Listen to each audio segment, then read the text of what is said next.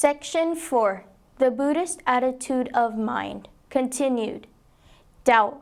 According to the Buddha's teaching, doubt is one of the 5 hindrances to the clear understanding of truth and to spiritual progress.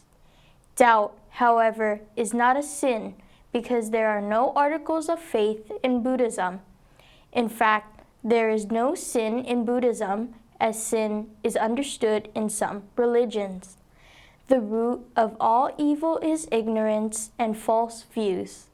It is an undeniable fact that as long as there is doubt, perplexity, wavering, no progress is possible. It is also equally undeniable that there must be doubt as long as one does not understand or see clearly. But in order to progress further, it is absolutely necessary to get rid of doubt. To get rid of doubt, one has to see clearly.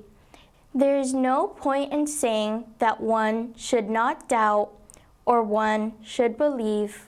Just to say, I believe, does not mean that you understand and see.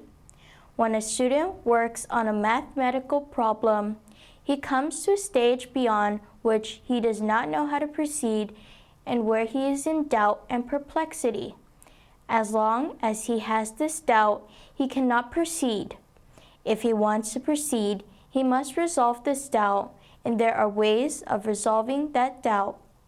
Just to say, I believe or I do not doubt will certainly not solve the problem. To force oneself to believe and to accept a thing without understanding is political and not spiritual or intellectual. The Buddha was always eager to dispel doubt. Even just a few minutes before his death, he requested his disciples several times to ask him if they had any doubts about his teaching, and not to feel sorry later that they could not clear those doubts. But the disciples were silent. What he said then was touching.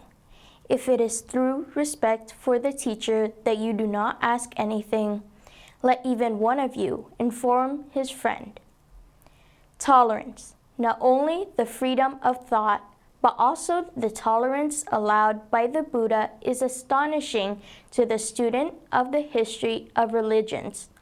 Once in Nalanda, a prominent and wealthy householder named Upali, a well-known lay disciple of Nigantha Naraputta, was expressly sent by Mahavira himself to meet the Buddha and defeat him in argument on certain points in the theory of karma. Because the Buddha's views on the subject were different from those of Mahavira, quite contrary to expectations, Upali, at the end of the discussion, was convinced that the views of the Buddha were right and those of his master were wrong. So he begged the Buddha to accept him as one of his lay disciples, but the Buddha asked him to reconsider it and not to be in a hurry, for considering carefully is good for well-known men like you. When Upali expressed his desire again, the Buddha requested him to continue to respect and support his old religious teachers as he used to. In the 3rd century BC, the great Buddhist emperor Asoka of India, following this noble example of tolerance and understanding, honored and supported all other religions in his vast empire. In one of his edicts, carved on a rock, the original of which one may read even today, the emperor declared, one should not honor only one's own religion and condemn the religions of others, but one should honor others' religions for this or that reason. So doing, one helps one's own religion to grow and renders service to the religions of others too. In acting otherwise, one digs the grave of one's own religion and also does harm to other religions. Whosoever honors his own religion and condemns other religions does so indeed through devotion to his own religion. thinking, I will glorify my own religion. But on the contrary, in so doing, he injures his own religion more gravely. So, concord is good. Let all listen and be willing to listen to the doctrines professed by others.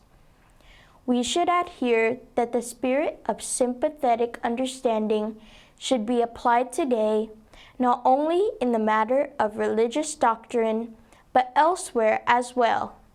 The spirit of tolerance and understanding has been, from the beginning, one of the most cherished ideals of Buddhist culture and civilization.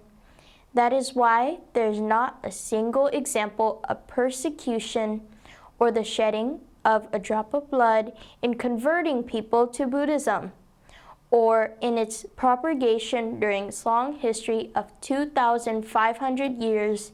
It spread peacefully all over the continent of Asia, having more than 500 million adherents today.